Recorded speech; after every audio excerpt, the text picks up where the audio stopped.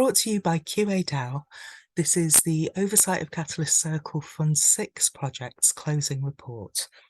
So this project is from Fund 6, so it's a bit of a blast from the past now, but I'm doing a closeout to just tie up the loose ends and also because I guess it might be interesting in some ways. So let's have a quick look at the project details. The proposal was called Oversight of Catalyst Circle, and there's its project ID. The budget was $7,440 for 6 months' work.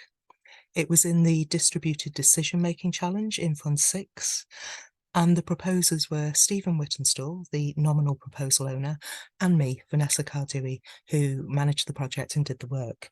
And just to say here that the proposal went in originally under Stephen's name, but shortly after it was funded, he was elected to Circle version 2. And obviously it's not really possible to have disinterested oversight of the kind that this proposal was looking for in a project or an organisation that you're actually part of yourself. So that's why he handed it over to me and didn't really have any further input into it for kind of ethical reasons. And the dates the project ran from were November 2021 to June 2022, but it was still 6 months' work because there was a month's pause at the time of the election for Circle V3 in February. Now looking at the challenge KPIs and how the project addressed them. The success metrics in distributed decision making were first, the community is consciously improving decision-making processes. And that was achieved because this project added a layer of documentation and oversight to the processes around Circle, which obviously increases transparency, accountability, and accessibility, which I think we could all agree are improvements. And it goes on while growing a group of committed and collaborative leaders. Now, personally, I'm not really that interested in the concept of leadership myself. I prefer non-hierarchical engagements, but still, I would say, and this is slightly meta here because I'm quoting myself, but anyway, I would say about this that working on this proposal enabled me to become much more engaged with Catalyst governance and to understand the ecosystem in quite a lot of depth, even though I was new, and I was really new to Catalyst when this project kicked off. So it provided a way in, despite the several barriers to inclusion that many women in Catalyst, including me, were encountering at the time. Back then in Fund 6, Catalyst could be quite a misogynist place and quite a difficult place for women to get into. So what this is saying is that documentation work can offer a way in to Catalyst, and particularly documentation because even though you have to become quite knowledgeable to do it, you're still kind of working in the background to an extent, which can be easier for new people and particularly for marginalised people. So when we fund documentation work, we often enable minority voices who might find it a more comfortable way to come in than putting their heads above the parapet immediately. The success metrics go on. Re-election rates. If proposers receive subsequent funding, this can be seen as a sign of success. And that was achieved too. A continuation proposal in Fund 8 with the really similar title of QA DAO Oversight of Catalyst Circle was successfully funded. And the success metrics go on.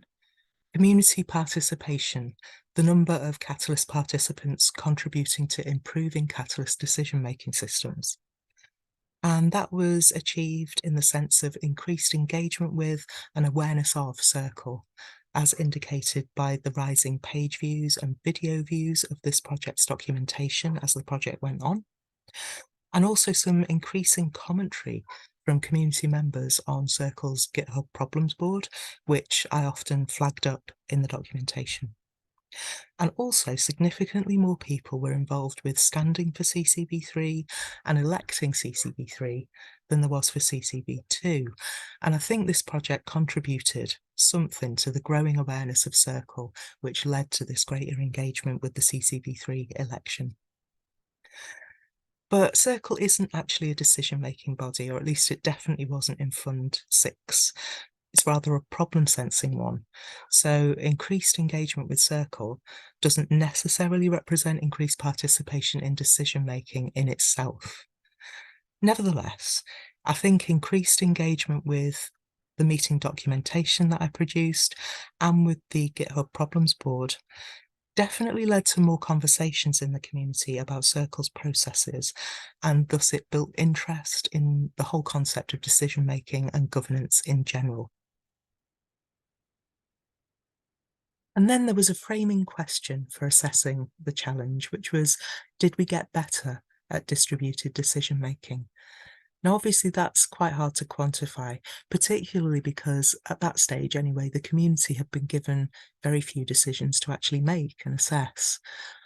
But this project built some of the prerequisites that I think we need for getting better at distributed decision making.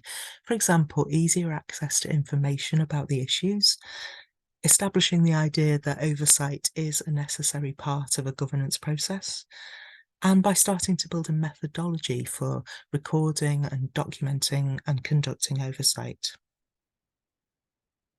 Now on to addressing the proposal's aims. And they were pretty simple aims, and they were all achieved.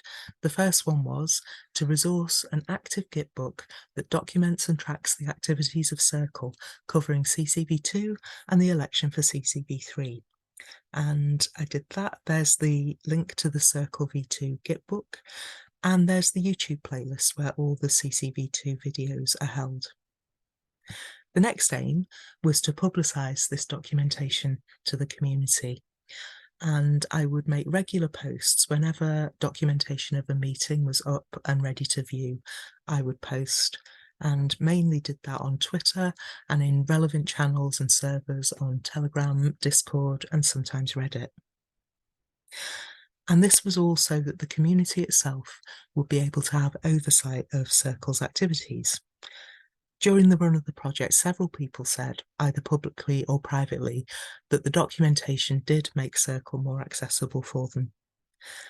And the rising views and engagement suggests that people were finding it useful and were taking oversight of what Circle was doing. I think that's particularly demonstrated by people posting in the Circle GitHub Problems board. And I think the disinterested nature of the documentation that I was doing, which involved no editorializing, but simply just an accessible, searchable record of Circle meetings, I think that was important at this stage in the evolution of community governance. Now on to the key achievements of the project. For me, seeing how the existence of a reliable record began to facilitate the community's conversations around governance was a key achievement. People began to quote and link to my documentation, which was really heartening. Secondly, seeing an increased awareness of and engagement with Circle, especially around the time of the CCV3 election, but also in a couple of the latter meetings of CCV2, which had a lot of views and a lot of interaction, was an achievement. And finally, creating the beginnings of a Catalyst governance archive and starting to build our recorded history. I think that's important for Catalyst, and as an archivist, it was a really satisfying thing for me. Now, key learnings from the project. First of all, beginning to develop through praxis, through doing it, a documentation methodology that is suitable for governance meetings. I learned a lot through the process of doing it, and I think evolved the beginnings of a really important methodology, which was carried through in the follow-on proposal in Fund 8. Then defining the documentation and oversight role as something that is actually distinct from both meeting facilitation and meeting secretarial roles was an important learning.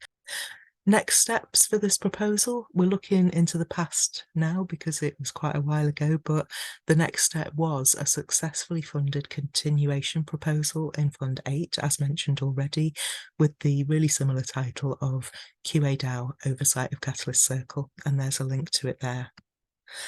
And it included some new elements, so we were branching out a bit, including Spanish translations of meeting summaries, which were supported by the LATAM translation team, and a final oversight report at the end of the proposal, which gathered together some key learnings and insights based on the detailed meeting documentation.